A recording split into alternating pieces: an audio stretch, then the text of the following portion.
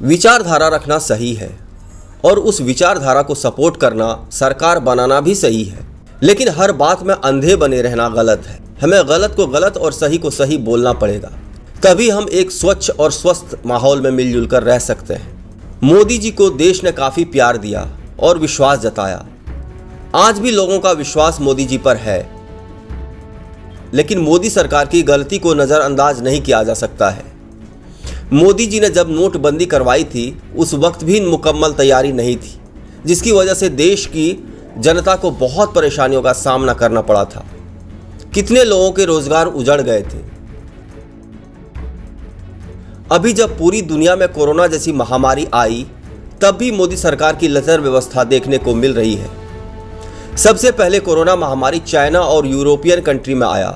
उधर की हालात को देखकर तैयारी शुरू कर देनी चाहिए थी, क्योंकि भारत में कोरोना बाद में आया। फिर भी तैयारी पूरी नहीं थी, जिसकी वजह से देश में लॉकडाउन लगाया गया, जिससे करोड़ों लोगों का काम धंधा बंद हो गया। पहली लहर में कोरोना म्यूटेंट उतना नुकसान नहीं पहुंचा रहा था, इसीलिए सरकार की तैयारियों की पोल नहीं खुली। लेकिन वैज्ञानिक और डॉक्टर्स हमेशा सरकार को समझाते रहे कि इसकी दूसरी लहर भी आएगी, उसकी तैयारी करनी चाहिए, लेकिन सरकार अति आत्मविश्वास का शिकार बनी रही।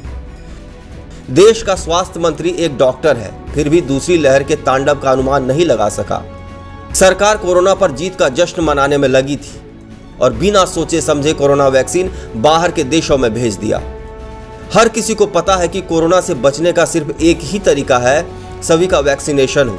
फिर भी सरकार ने कंपनियों को वैक्सीन बनाने का ऑर्डर ही नहीं दिया, जिससे जनता को समय पर वैक्सीन लग सके। कोरोना की दूसरी लहर ज्यादा नुकसान पहुंचा रहा था, फिर भी देश के विभिन्न राज्यों में चुनाव में भीड़ लग रही थी। स्वास्थ्य व्यवस्था सुधारने के बजाय सत्ता पाने का खेल चल रहा था।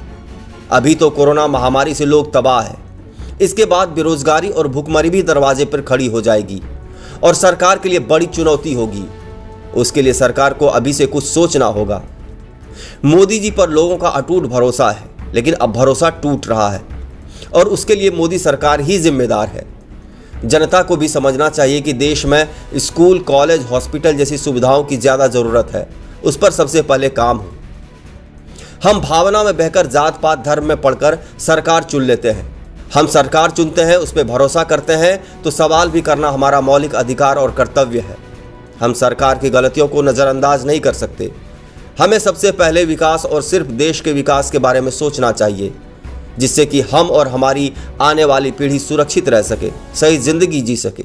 इस चैनल को देखने के लिए लाइक करें, सब्सक्राइब करें और बेल आइकन दबाना ना भूलें।